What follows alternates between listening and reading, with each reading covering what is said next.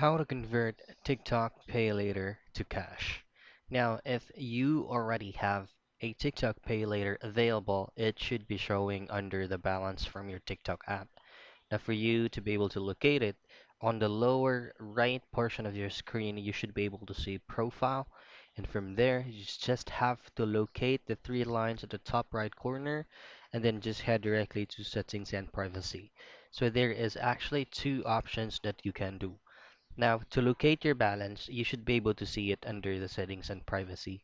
And the second thing that you can locate is just by tapping the three lines and just heading directly to balance. Now, if you have available TikTok Pay Later, it should be able to show under coins right here. So as of the moment, I don't have any coins available on my TikTok app, but if you do and you would like to withdraw it to cash, just tap on live rewards.